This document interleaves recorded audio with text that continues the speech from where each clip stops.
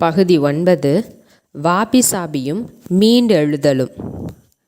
கவலையும் மன அழுத்தமும் உங்களை மூப்படையச் செய்யாமல் இருக்கும் விதத்தில் வாழ்வின் சவால்களை எதிர்கொள்ளும் கலை. மீண்டெழுதல் என்றால் என்ன? மிக தெளிவான இக்கிகையை கொண்டிருப்பவர்கள் அனைவரிடமும் பொதுவாக இருக்கும் அம்சம் என்னவென்றால், எது எப்படி இருந்தாலும் அவர்கள் தங்களுடைய வேட்கையை தொடர்வதை ஒருபோதும் நிறுத்துவதில்லை. உலகமே அவர்களுக்கு எதிராக திரண்டிருந்தாலும், தடைகள் ஒன்றன் பின் ஒன்றாக அணிவகுத்து வந்து கொண்டிருந்தாலும் அவர்கள் ஒருபோதும் தங்களுடைய முயற்சிகளை கைவிடுவதில்லை. இங்கு நாம் மீண்டெழுதல் என்ற கருத்தாக்கத்தை பற்றி பேசிக்கொண்டிருக்கிறோம். உளவியலாளர்களிடையே அது இப்போது பிரபலமாக உள்ளது. மீண்டெழுதல் என்பது வெறும் விடாமுயற்சி மட்டுமல்ல, நம் வாழ்க்கையில் நமக்கு இன்றியமையாததாக விளங்கும் விஷயங்களின் மீது கவனத்தை குவித்திருக்கும் மனப்போக்கும் கூட அது. அப்படிப்பட்ட ஒரு கண்ணோட்டத்தை கொண்டிருக்கும் போது உடனடியாக செய்யப்பட வேண்டிய விஷயங்களுக்கு நாம் முன்னுரிமை கொடுக்க மாட்டோம். முக்கியமான விஷயங்களுக்கே முன்னுரிமை கொடுப்போம். அதோடு நாம் எதிர்மறை உணர்வுகளால் அடித்துச் செல்லப்படும் நிலைக்கு ஆளாக மாட்டோம். வாழ்க்கையில் ஏதோ ஒரு கட்டத்தில் நாம் அனைவருமே ஏதோ ஒரு விதத்தில் பிரச்சனைகளையும் சிரமங்களையும் கண்டிப்பாக எதிர்கொள்ள நேரிடும். அப்போது மீண்டெழுதல் கண்டிப்பாக நமக்கு கை கொடுக்கும். நம் வாழ்வின் தரத்தை உயர்த்தும். வாழ்வின் ஏற்றத்தாழ்வுகளை எதிர்கொள்வதற்கு மன ரீதியான, உடல் ரீதியான மற்றும் உணர்ச்சி ரீதியான மீண்டெழுதலில் பயிற்சி பெற்றிருத்தல் மிக மிக அவசியம். 7 முறை விழுங்கள் 8 முறை எழுங்கள் என்பது ஜப்பானிய முதுமொழி. பின்னடைவுகளை கையாள்வதற்கான நம்முடைய திறன்தான் மீண்டெழுதல் ஆகும். எந்த அளவுக்கு நாம் மீண்டெழுதலுடையவர்களாக இருக்கிறோமோ அந்த அளவுக்கு எளிதாக வாழ்க்கை தடைகளை தாண்டவும், எது நமக்கு வாழ்க்கைக்கு அர்த்தம் அளிக்கிறதோ அதற்கு திரும்பவும் நம்மால் முடியும். மீண்டெழுகின்ற மனப்போக்கை கொண்டிருப்பவர்களில் ஒரு பலம் அவர்கள் வளைந்து கொடுப்பவர்களாக இருப்பதுதான். மாற்றத்திற்கு ஏற்ப அவர்கள் தங்களை மாற்றிக்கொள்ள தயங்குவதில்லை. தங்களால் எதன் மீது கட்டுப்பாடு செலுத்த முடியுமோ அதன் மீது மட்டுமே அவர்கள் கவனம் செலுத்துகின்றனர். தங்களால் கட்டுப்படுத்த முடியாத விஷயங்கள் குறித்து அவர்கள் அலட்டிக்கொள்வதில்லை. ரெயின்ஹோல்ட் நிபுரின் உலக பிரசித்தி பெற்ற வைர வரிகள் இவர்களுக்கு மிகவும் பொருத்தமாக இருக்கும். இறைவா, என்னால் மாற்ற முடியாத விஷயங்களை அமைதியுடன் ஏற்றுக்கொள்ள எனக்கு வழிகாட்டு. மாற்றப்பட்டே ஆக வேண்டிய விஷயங்களை மாற்றுவதற்கு தேவையான துணிவை எனக்கு கொடு. இரண்டுக்கும் இடையேயான வேறுபாட்டை புரிந்து கொள்வதற்கான ஞானத்தை எனக்கு கொடு. புத்த மதம் மற்றும் ஸ்டோயிக் தத்துவத்தின் வாயிலாக உணர்ச்சி ரீதியான மீண்டெழுதலை அடைதல். நேபாளத்தில் உள்ள கபிலவஸ்துவில் ஒரு அரச குடும்பத்தில் பிறந்த சித்தார்த்த கௌதமர் ஆடம்பரமாக ஒரு அரண்மனையில் வளர்ந்து வந்தார். அவர் தம் 16ஆம் வயதில் திருமணம் புரிந்து ஒரு குழந்தைக்கும் தந்தையானார். குடும்பத்தின் செல்வ செழிப்பினால் திருப்தியடையாத அவர் முற்றிலும் வித்தியாசமான வாழ்க்கை முறையை அனுபவிப்பதற்காக தன் ராஜ வாழ்க்கையை துறந்து ஒரு துறவியின் வாழ்க்கையை வாழ தீர்மானித்தார். ஆனால் அவர் தேடிய மகிழ்ச்சியையும் நல்வாழ்வையும் துறவற வாழ்க்கை அவருக்கு கொடுக்கவில்லை. அபரிதமிதமான செல்வம், தீவிர துறவு ஆகிய இரண்டுமே அவரை கவரவில்லை. அறிவார்ந்த மனிதன் வாழ்க்கையின் இன்பங்களை மறுதளிக்க கூடாது என்பதை அவர் உணர்ந்து கொண்டார். அறிவார்ந்த மனிதன் வாழ்க்கையின் இன்பங்களோடு வாழ்ந்து கொண்டிருக்கும் போதே தான் அவற்றால் எவ்வளவு எளிதாக அடிமைப்படுத்த முடியும் என்பது குறித்த விழிப்புணர்வையும் கொண்டிருக்க வேண்டும் என்று அவர் கருதினார். சைப்ரஸில் உள்ள சிட்டியத்தை சேர்ந்த ஜீனோ என்ற தத்துவவியலாளர் தான் ஸ்டோயிக் தத்துவத்தை தோற்றுவித்தவர். அவர் முதலில் சினிக் என்ற கிரேக்க தத்துவ பிரிவை பின்பற்றினார். சினிக் தத்துவத்தை பின்பற்றியவர்களும் துறவு வாழ்க்கையை வாழ்ந்து கொண்டிருந்தனர். அவர்கள் தெருக்களில் வாழ்ந்தனர். அவர்களுக்கு சொந்தமாக இருந்தவை அவர்கள் அணிந்திருந்த ஆடைகள் மட்டும்தான். சினிக் தத்துவம் தனக்கு நல்வாழ்வை தரவில்லை என்பதை உணர்ந்து ஜீனோ அதை உதறி தள்ளிவிட்டு ஸ்டோயிக் தத்துவத்தை உருவாக்கினார். வாழ்வின் இன்பங்கள் உங்களை தம் கட்டுப்பாட்டுக்குள் கொண்டு வராதவரை அவற்றை அனுபவிப்பதில் எந்தவிதமான தவறும் கிடையாது என்ற கருத்து ஸ்டோயிக் தத்துவத்தின் மைய கருத்தாக விளங்குகிறது.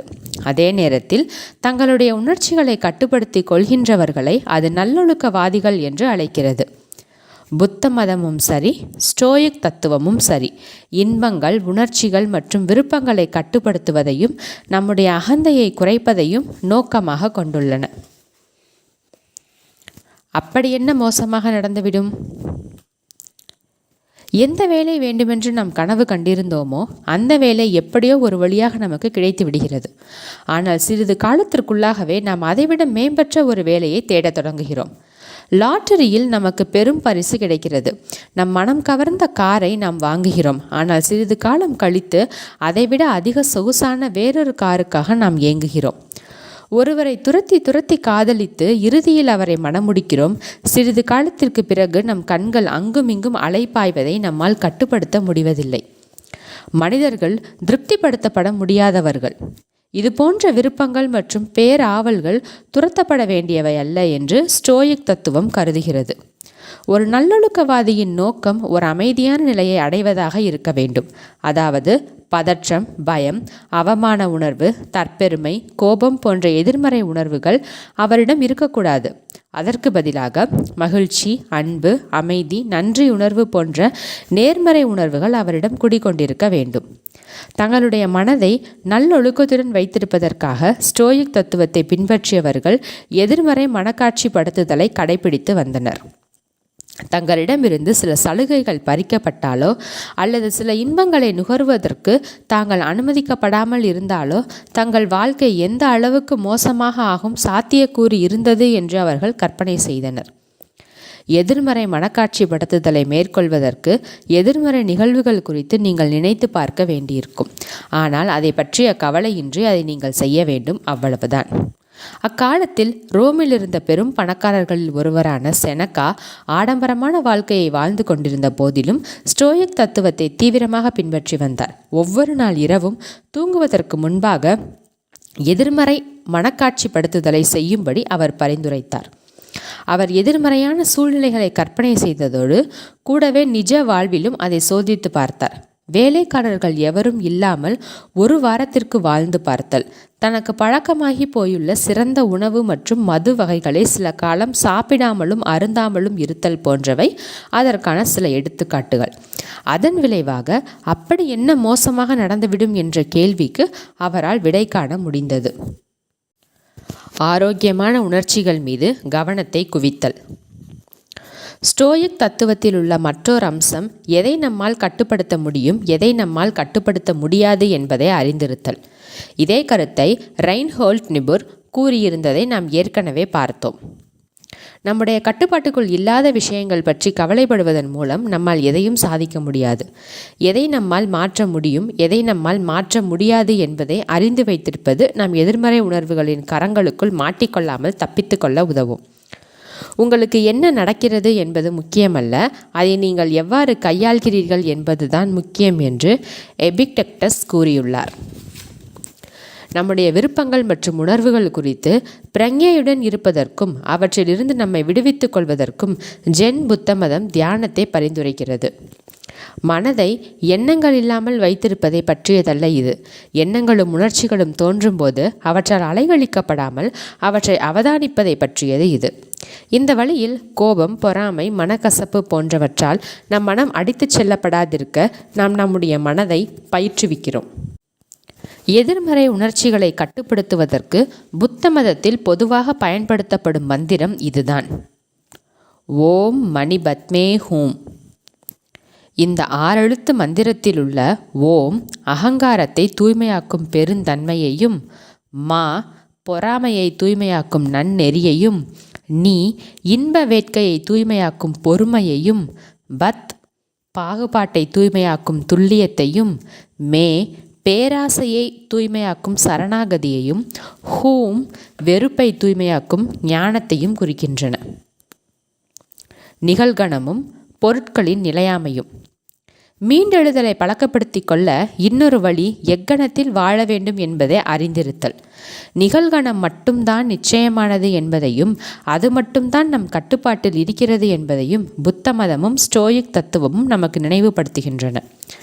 கடந்த காலத்தை பற்றியும் எதிர்காலத்தை பற்றியும் கவலைப்படுவதற்கு பதிலாக நிகழ்கணத்தில் இருக்கும் விஷயங்களை ரசித்து அனுபவிக்க வேண்டும்.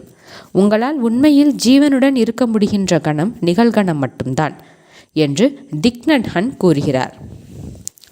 இங்கு இக்கணத்தில் வாழ்வதோடு கூடவே நம்மை சுற்றிலும் உள்ள பொருட்களின் நிலையாமை குறித்தும் நாம் ஆழமாக சிந்திக்க வேண்டும் என்று ஸ்டோயிக் தத்துவம் வலியுறுத்துகிறது. நாம் விரும்பும் விஷயங்கள் ஒரு மரத்தின் இலைகளை போன்றவை என்று ரோமானிய பேரரசரான மார்க்கஸ் அரீலியஸ் கூறுகிறார். பலமானதொரு காற்றடித்தால் அவை உதிர்ந்துவிடும். ஆனால் நம்மை சுற்றியுள்ள உலகில் நடக்கும் மாற்றங்கள் தற்செயலானவை அல்ல, அவை பிரபஞ்ச சாராம்சத்தின் ஒரு பகுதி என்றும் அவர் கூறியுள்ளார். நம்மிடம் இருக்கும் அனைத்தும், நாம் நேசிக்கும் அனைவரும் ஒரு கட்டத்தில் மாயமாக மறைந்து விடுவர் என்பதை நாம் எப்போதும் நினைவில் வைத்திருக்க வேண்டும். ஆனால் அதற்காக எல்லாவற்றையும் குறித்து அவநம்பிக்கை கொண்டிருக்க அவசியமில்லை. பொருட்களின் நிலையாமல் குறித்த நம்முடைய பிரஞை நம்மை வருத்தம் கொள்ள செய்ய தேவையில்லை. நம்முடைய நிகழ்கணத்தை ரசித்து அனுபவிப்பதற்கும் நம்மை சுற்றியுள்ளவர்களை இன்னும் ஆழமாக நேசிப்பதற்கும் அது வழிவகுக்க வேண்டும். உலகம் தற்காலிகமானது, அது குறுகிய காலம் மட்டுமே நீடிக்கும் ஒன்று, அது நிரந்தரமற்றது என்ற புரிதல் புத்த மதத்தின் மைய கருத்துகளில் ஒன்று. இதை மனதில் இருத்திக் கொள்வது எதிர்பாராத இழப்பு ஏற்படும் சமயத்தில் அதை தாங்கிக் கொள்வதற்கான மனப்பக்குவத்தை நமக்கு அளிக்கும். வாபிசாபியும் இச்சிகோ இச்சியும். நம்மை சுற்றி கணத்திற்கு கணம் மாறிக்கொண்டிருக்கிற உலகின் இந்த நிலையற்ற தன்மையின் அழகை சுட்டிக்காட்டும் தத்துவம்தான் வாபிசாபி. அழகை கச்சிதத்தில் தேடிக்கொண்டிருப்பதற்கு பதிலாக நாம் அதை முழுமையற்ற குறைபாடுடைய விஷயங்களில் தேட வேண்டும். இதனால்தான் விரிசல் விட்டுள்ள தேநீர் கோப்பைகள், ஒழுங்கற்ற வடிவத்துடன் கூடிய கோப்பைகள் போன்றவற்றுக்கு ஜப்பானியர்கள் மதிப்பளிக்கின்றனர். கச்சிதமற்ற, முழுமையற்ற, நிலையற்ற விஷயங்கள்தான் அழகானவை. ஏனெனில் அவைதான் இயற்கையை அப்படியே பிரதிபலிக்கின்றன. இதற்கு ஆதரவான இன்னொரு ஜப்பானிய தத்துவம் உள்ளது. அதன் பெயர் இச்சிகோ இச்சி. இக்கணம் இப்போது மட்டுமே இருக்கும், மீண்டும் ஒருபோது திரும்பி வராது என்று இச்சிகோ இச்சி கூறுகிறது. இக்கூற்று பொது இடங்களில் மக்கள் கூடும்போது அடிக்கடி உதிர்க்கப்படுகின்ற ஒன்று. உங்களுடைய நண்பர், உறவினர் அல்லது அந்நியருடன் நீங்கள் மேற்கொள்ளும் ஒவ்வொரு சந்திப்பும் தனித்துவமானது. அது ஒருபோதும் திரும்பி வராது. அதனால் நாம் கடந்த காலத்தை பற்றியும் எதிர்காலத்தை பற்றியும் கவலைப்பட்டு கொண்டிருப்பதற்கு பதிலாக நிகழ்காலத்தை மகிழ்ச்சியுடன் அனுபவித்து கொண்டிருக்க வேண்டும். ஜென் தியானம், ஜப்பானிய தற்காப்பு கலை, ஜப்பானிய தேநீர் போன்றவை நிகழ்கணத்தில் லைத்திருப்பதை வலியுறுத்துவதால் இச்சிகோ இச்சி தத்துவம் இவற்றில் பரவலாக பயன்படுத்தப்படுகிறது. மேற்கில் உள்ள மக்கள் கல் கட்டடங்கள், பெரும் தேவாலயங்கள் போன்றவற்றுக்கு பழக்கப்பட்டிருப்பதால் எதுவுமே மாறுவது இல்லை என்ற உணர்வை அது அவர்களுக்கு கொடுக்கிறது. அது அவர்கள் கால ஓட்டத்தை மறக்கும்படி செய்கிறது. கிரேக்க ரோமானிய கட்டடக்கலையானது சமச்சீர்மையையும் திட்டவட்டமான கோடுகளையும் பிரம்மாண்டமான விதானங்களையும் போற்றுகிறது. பல நூற்றாண்டுகள் நிலைத்திருக்கின்ற கடவுள் உருவங்களையும் கட்டடங்களையும் கட்டி எழுப்பியுள்ளது. இதற்கு நேர்மாறாக ஜப்பானிய கட்டடக்கலை பிரம்மாண்டமான அல்லது கச்சிதமான எதையும் உருவாக்க முயற்சிக்கவில்லை. ஏனெனில் அவை இச்சிகோ இச்சி தத்துவத்தின் அடிப்படையில் அமைக்கப்பட்டுள்ளன. ஜப்பானில் கட்டமைப்புகளை மரத்தால் உருவாக்கும் பாரம்பரியம் இருக்கிறது. அவற்றின் நிலையாமையை அவர் கணக்கில் எடுத்துக்கொள்வதன் தான் அதற்கு காரணம். அக்கட்டமைப்புகளை அடுத்த தலைமுறையினர் மீண்டும் அமைக்க வேண்டியிருக்கும். மனிதர்களின் நிலையாமையையும் அவர்கள் படைத்துள்ள அனைத்தின் நிலையாமையையும் ஜப்பானிய கலாச்சாரம் ஏற்றுக்கொள்கிறது. எடுத்துக்காட்டாக ஐசே ஜிங்கு என்ற ஷிண்டோ கோவில் பல நூற்றாண்டுகளாக 20 ஆண்டுகளுக்கு ஒரு முறை புதிதாக கட்டப்பட்டு வந்துள்ளது. பல தலைமுறைகளுக்கு இடிந்து விழாமல் நிற்கின்ற ஒரு கட்டடத்தை கட்டுவது அவர்களுக்கு முக்கியமானதாக இல்லை. மாறாக சடங்குகளையும் பாரம்பரியங்களையும் உருவாக்குவதே அவர்களுக்கு முக்கியமாக இருக்கிறது. ஏனெனில் சடங்குகளும் பாரம்பரியங்களும் மனிதர்களால் கட்டப்படும் கட்டமைப்புகளை விட நீண்ட காலம் தாக்குப்பிடித்து நிற்கும் என்று அவர்கள் நம்புகின்றனர். காலத்தின் ஓட்டம், நம்மை சுற்றியிருக்கும் பொருட்களின் நிலையாமை போன்ற சில விஷயங்கள் மீது நமக்கு கட்டுப்பாடு இல்லை என்பதை ஏற்றுக்கொள்வதுதான் இங்கு முக்கியம். நம் நிகழ்கணத்தில் கவனம் செலுத்தி உலகம் நம்முன் கொண்டு வந்து சேர்க்கும் ஒவ்வொரு கணத்தையும் ரசித்து அனுபவிக்க வேண்டும் என்பதை இச்சிகோ இச்சி நமக்கு நினைவுபடுத்துகிறது. அதனால்தான் நாம் நம்முடைய இக்கிகையை கண்டுபிடிக்க வேண்டியது இன்றியமையாததாக இருக்கிறது. மீண்டெழுதலுக்கு அப்பால் மனமுடையாமை. புராதன கதைகளில் வரும் ஹெர்குலிஸ் முதலில் ஹைட்ரா என்ற பாம்பை எதிர்கொண்ட போது அதன் ஒரு தலையை வெட்டினால் அந்த இடத்தில் 2 தலைகள் முளைத்ததைக் கண்டு சோர்வடைந்தான். ஒவ்வொரு முறை அதை காயப்படுத்திய போதும் அதன் பலம் அதிகரித்து கொண்டே இருந்ததால் அவனால் அதை ஒருபோதும் கொல்ல முடியவில்லை. நூலாசிரியர் நசீம் நிக்கோலஸ் தாலெப் ஹைட்ராவை போல தாக்குதலுக்கு ஆளாகும்போது வலுவடையும் போக்கை குறிக்க மனமுடையாமை என்ற சொல்லை பயன்படுத்துகிறார். மனமுடையாமை என்பது மீண்டெழுதலுக்கு அப்பால் செல்கிறது. மீண்டெழுதல் அதிர்ச்சியை தாக்குப்பிடிக்கிறது, ஆனால் மனமுடையாமை அதற்கு அப்பாலும் செல்கிறது. மனமுடையாமையை விளக்குவதற்கு பேரழிவு காலங்கள் பொருத்தமானவை. எடுத்துக்காட்டாக 2011 ஜப்பானில் உள்ள தோஹோக்கு என்ற பகுதியை ஒரு சுனாமி தாக்கிய போது அப்பகுதியில் இருந்த பல நகரங்களும் ஊர்களும் பெரும் சேதமடைந்தன. அதில் குறிப்பிடத்தக்க ஒன்று புகுஷிமா நகரம். அப்பேரழிவு நடந்து 2 ஆண்டுகளுக்கு பிறகு அப்பகுதிக்கு நாங்கள் சென்றிருந்தோம். எங்களுடைய பல மணி நேர பயணத்தின் போது மக்கள் யாருமற்ற பல ஊர்களை நாங்கள் பார்த்தோம். எல்லா இடங்களிலும் நொறுங்கி போயிருந்த வீடுகளின் பாகங்களும் பழைய கார்களும் குவிந்து கிடந்தன. அவ்விடங்களை அரசு கைவிட்டு விட்டது. அவற்றால் தாமாக மீண்டெழவும் முடியவில்லை. இஷினோமாக்கி, கேசன்னுமா போன்ற இடங்கள் கடும் சேதமடைந்திருந்த போதிலும் எண்ணற்றவர்களின் உதவியால் ஒரு சில ஆண்டுகளுக்குள்ளாகவே அவை மீண்டும் கட்டியெழுப்பப்பட்டன. அந்த 2 ஊர்களும் மீண்டெழுதலில் தாம் எவ்வளவு பலம் வாய்ந்தவை என்பதை வெளிப்படுத்தின. சுனாமியை தோற்றுவித்த நில அதிர்ச்சியால் ஃபுகுஷிமா அணுமின் நிலையம் கடும் சேதத்திற்கு உள்ளானது. அந்த அணுமின் நிலையத்தில் வேலை செய்து கொண்டிருந்த டோக்கியோ மின் நிறுவனத்தின் பொறியாளர்கள் அதன் தாக்கத்தில் இருந்து மீளவே இல்லை. அந்த மின் நிலையம் இன்னும் பல ஆண்டுகளுக்கு அப்படியே தான் இருக்கும். எதிர்பாராத பேரழிவுக்கு ஆளாகும் போது தோன்றுகின்ற மீண்டெழ முடியாமையைத்தான் அது வெளிப்படுத்தியது. நில அதிர்ச்சி ஏற்பட்ட சில நிமிடங்களிலேயே ஜப்பானின் பங்குச்சந்தை மூடப்பட்டுவிட்டது. அதற்கு பிறகு எந்த தொழில்கள் சிறப்பாக செயல்பட்டன தெரியுமா? கட்டடங்களை கட்டி கொடுக்கும் பெருநிறுவனங்களின் பங்குகள் 2011 தொடர்ந்து உயர்ந்து கொண்டே இருக்கின்றன. ஏனெனில் தோஹோக்கு கடற்கரை பகுதி முழுவதும் மீண்டும் கட்டி எழுப்பப்பட வேண்டியிருந்தது அந்நிறுவனங்களுக்கு ஒரு பெரிய வரப்பிரசாதமாக அமைந்தது. ஒரு பேரழிவின் காரணமாக அந்த ஜப்பானிய கட்டுமான நிறுவனங்கள் பெரும் பயனடைந்தன. மனமுடையாமையை அன்றாட வாழ்வில் எப்படி பயன்படுத்தலாம் என்பதை அடுத்து பார்க்கலாம். பல மூலாதாரங்களை உருவாக்குங்கள். உங்களுடைய வேலையிலிருந்து கிடைக்கும் சம்பளத்தை மட்டும் நம்பியிராமல் உங்களுடைய பொழுதுபோக்குகளிலிருந்தும் பகுதி நேர வேலைகளிலிருந்தும் சொந்தமாக தொழில் தொடங்குவதிலிருந்தும் பணம் சம்பாதிக்க முயலுங்கள். நீங்கள் ஒரே ஒரு முதலாளியை மட்டும் நம்பியிருந்தால் அவருக்கு ஏதாவது பிரச்சனை வரும்போது நீங்களும் சிக்கலில் மாட்டிக்கொள்வீர்கள். ஆனால் நாங்கள் மேலே கூறியபடி வேறு பல வழிகளில் நீங்கள் பணம் ஈட்டிக் கொண்டிருந்தால் நீங்கள் மனமுடைய தேவையில்லாமல் போய்விடும். ஒகிமியில் நாங்கள் பேட்டி எடுத்த அனைத்து முதியவர்களும் முதன்மையான வேலைகளோடு சேர்த்து இரண்டாவதாக ஒரு வேலையையும் செய்து வந்தார்கள். பெரும்பாலானோர் சொந்தமாக காய்கறி தோட்டம் வைத்திருந்தனர். அதில் விளைந்த காய்கறிகளை சந்தையில் விற்று பணம் ஈட்டினர். இது நண்பர்களுக்கும் பொருந்தும். அதாவது, எல்லா முட்டைகளையும் ஒரே குடையில் போட்டு வைக்காதீர்கள் என்ற பழமொழியை பின்பற்றுங்கள். இப்போது நீங்கள் பின்வருமாறு யோசித்து கொண்டிருக்கலாம். எனக்கு இப்போது வந்து கொண்டிருக்கின்ற ஒரு சம்பளமே போதும். எப்போதும் என்னுடன் இருந்து கொண்டிருக்கின்ற நண்பர்களுடன் நான் மகிழ்ச்சியாக இருக்கிறேன். இப்போது எதற்காக நான் புதிய நண்பர்களையும் ஒரு புதிய வேலையையும் நாட வேண்டும்? பொதுவாக அசாதாரணமான நிகழ்வுகள் சாதாரணமாக நிகழ்வதில்லை என்பதால் இவை கால விரயம் போல தோன்றலாம். நாம் படிப்படியாக ஒரு சௌகரிய வட்டத்திற்குள் மாட்டிக்கொள்வோம். எதிர்பாராத விளைவுகள் ஏற்படும் போது அது பெரும் அதிர்ச்சியை ஏற்படுத்துகிறது. சிறிய அளவில் துணிகர முயற்சியில் ஈடுபடுங்கள். இந்த கருத்தாக்கத்தை தெளிவுபடுத்துவதற்கு பொருளாதார உலக எடுத்துக்காட்டு உதவியாக இருக்கும். நீங்கள் $10,000 சேமித்து வைத்திருக்கிறீர்கள் என்று வைத்துக்கொள்வோம். அதில் $9,000 பாதுகாப்பான முதலீடுகளில் போட்டுவிட்டு மீதமுள்ள $1,000 புதிதாக தோன்றி வளர்ந்து கொண்டிருக்கின்ற 10 நிறுவனங்கள் ஒவ்வொன்றிலும் $100 என்ற கணக்கில் முதலீடு செய்யலாம். மேற்கூறப்பட்ட எடுத்துக்காட்டை பொறுத்தவரை பின்வருமாறு நிகழக்கூடும். நீங்கள் முதலீடு செய்துள்ள நிறுவனங்களில் 3 நிறுவனங்கள் தோல்வியுறுகின்றன. நீங்கள் $300 இழக்கிறீர்கள். வேறு 3 நிறுவனங்களின் மதிப்பு குறைகிறது. நீங்கள் இன்னொரு $100 அல்லது $200 இழக்கிறீர்கள். வேறு 3 நிறுவனங்களின் மதிப்பு அதிகரிக்கிறது. நீங்கள் $100 அல்லது $200 சம்பாதிக்கிறீர்கள். இன்னும் ஒரு நிறுவனத்தின் மதிப்பு 20 மடங்கு உயர்கிறது. நீங்கள் சுமார் $2,000 அல்லது அதைவிட கூடுதலாகவோ ஈட்டுகிறீர்கள்.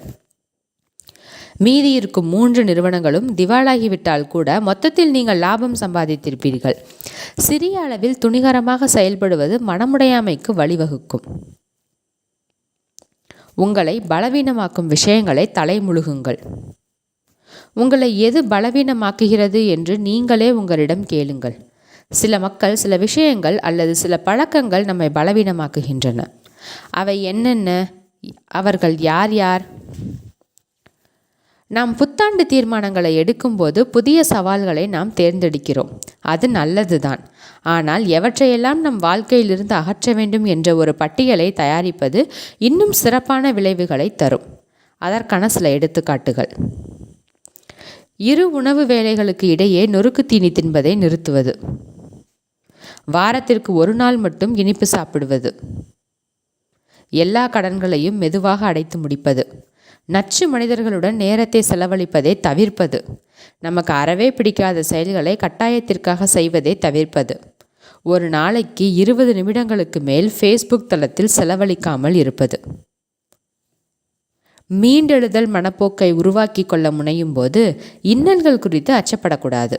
ஏனெனில் ஒவ்வொரு பின்னடைவும் வளர்ச்சிக்கான ஒரு வாய்ப்பு தான்.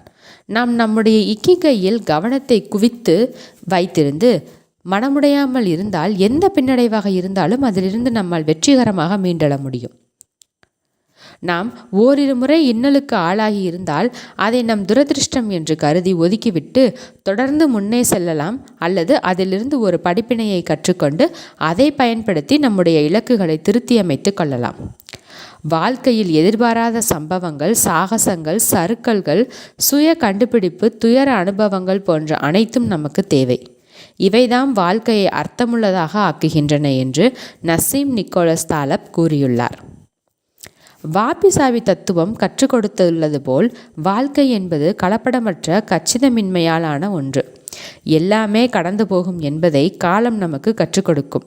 ஆனால் உங்களுடைய இக்கிகை குறித்து உங்களிடம் தெளிவு இருந்தால் நீங்கள் எதிர்கொள்ளும் ஒவ்வொரு கணமும் உங்களுக்கு எல்லையில்லா வாய்ப்புகளை வழங்கும். அதற்கு முடிவே இல்லாதது போல தோன்றும்.